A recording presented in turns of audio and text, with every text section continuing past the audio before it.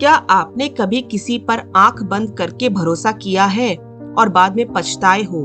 क्या आपको कभी लगा है कि कोई मीठी बातों से आपको फंसा रहा है, लेकिन उसके इरादे सही नहीं है? धोखा अक्सर वहीं से मिलता है जहां हमें सबसे ज्यादा विश्वास होता है। भगवान बुद्ध ने ऐसे ही धोखेबाज लोगों की आदतों के बारे में बताया था, ताकि हम सतर्क रह सके। इस कहानी के माध्यम से हम समझते हैं कि कैसे ये आदतें हमारे जीवन को प्रभावित कर सकती हैं और हमें इससे बचने के लिए क्या करना चाहिए।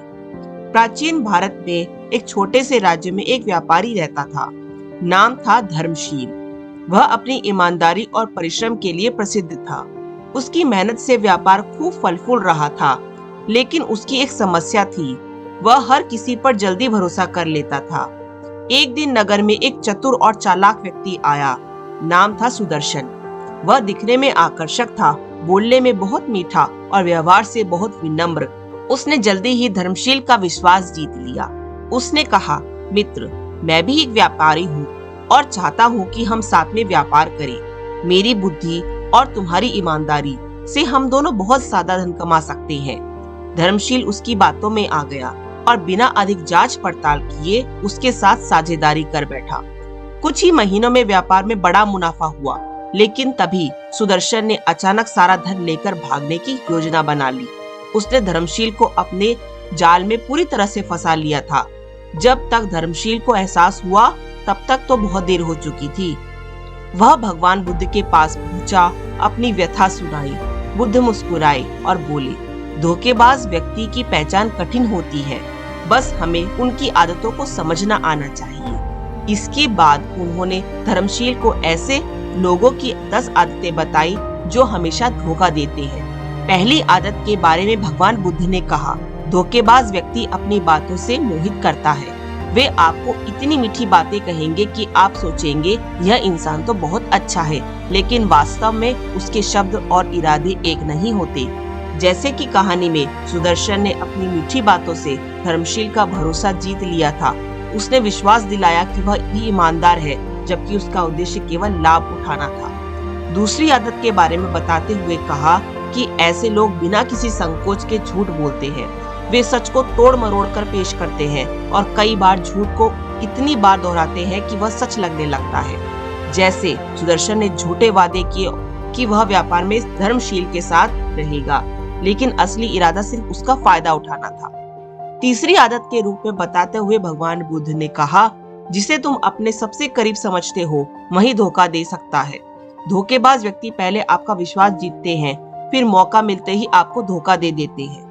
जैसे धर्मशील को लगा कि सुदर्शन उसके दोस्त की तरह है, लेकिन उसने विश्वासघात किया और सारा धन लेकर भाग गया। चौथी आदत के बारे में बताते हुए बुद्ध ने कहा, धोखेबाज व्यक्ति केवल अपने स्वार्थ ही सोचते हैं। उनके लिए रिश्तों की कोई अहमियत नहीं होती, वह सिर्फ फायदा उठाना जानते हैं। जैसे सुदर्शन को केवल धन की चाहत थी, उसने धर्मशील की भावनाओं या उसके नुकसान की कोई परवाह नहीं की। पांचवी आदत के रूप में भगवान बुद्ध बताते हुए कहते हैं कि ऐसे लोग मीठा बोलते हैं, लेकिन पीठ पीछे आपकी ही बुराई करते हैं या आपको नुकसान पहुंचाने की योजना बनाते हैं। जैसे सुदर्शन धर्मशील के सामने अच्छा बनने की कोशिश करता था, लेकिन असल में उसकी सादगी और ईमानदारी का फायदा उठाने की साजिश रच रहा था। छठी आदत के बारे में बताते हुए भगवान बुद्ध ने कहा, जो व्यक्ति तुम्हारी भावनाओं का सम्मान न करे वह धोखा देने वाला हो सकता है। ऐसे लोग दिखावा करते हैं कि वे आपकी परवाह करते हैं, लेकिन असलियत में उनका मकसद कुछ और होता है। जैसे सुदर्शन ने झूठी सहानुभूति दिखाई कि वह धर्मशील की मदद करना चाहता है, लेकिन अंदर से वह बस अपने स्वार्थ की पूर्ति में लगा हुआ था। सातवीं आदत के रूप में बताते हुए भगवान बुद्ध ने कहा, धोखेबाज व्यक्ति हमेशा चालाकी से काम लेते हैं। वे आपको यह एहसास भी नहीं होने देते कि वे धोखा दे रहे हैं। जैसे सुदर्शन ने धीरे धीरे धर्मशील का विश्वास जीता, उसे पूरी तरह से अपने जाल में फंसा लिया और जब समय आया तो असली रंग दिखा दिया। आठवीं आदत के रूप में बताते हुए भगवान बुद्ध ने कहा, धोखेबाज व्यक्ति कभी एक जैसे नहीं रहते, वे हालात के अनुसार अपना रंग बदलते रहते हैं, जैसे गिरगिट। जैसे शुरू में सुदर्शन धर्मशील को अपना सबसे अच्छा दोस्त दिखाता था, लेकिन जैसे ही उसने मौका पाया वह बदल गया और उसे धोखा दे दिया। 9वीं आदत के बारे में बताते हुए भगवान बुद्ध ने कहा कि ऐसे लोग अपनी गलतियों को स्वीकार नहीं करते बल्कि हमेशा दूसरों पर दोष डालते हैं। जैसे जब सुदर्शन का असली चेहरा उजागर हुआ तो उसने बहाने बनाए और धर्मशील को ही मूर्ख साबित करने की कोशिश की। 10वीं आदत के बारे में बताते हुए भगवान बुद्ध ने कहा कि अहंकारी व्यक्ति खुद को सबसे बड़ा समझता है और दूसरों को नीचा दिखाने की खुशी महसूस करता है। धोखेबाज व्यक्ति भी अपने अहंकार में रहते हैं और अपने फायदे के लिए कुछ भी कर सकते हैं। जैसे सुदर्शन को लगा कि वह बहुत चालाक है, धर्मशील को आसानी से मूर्ख बना सकता है, लेकिन अंत में उसका अहंकार ही उसका नाश कर गया। जब धर्मशील ने भगवान बुद्ध से यह बातें सुनी तो उसे अपनी गलती का एहसास हुआ। उसने सीखा कि किसी पर भरोसा करने से पहले उसकी नीयत को परखना जरूरी है। बुद्ध ने कहा, धोखेबाज लोगों की पहचान समय रहते करना बहुत जरूरी है। अगर तुम इन 10 आदतों को पहचानना सीख जाओगे तो कोई भी तुम्हें कभी धोखा नहीं दे पाएगा।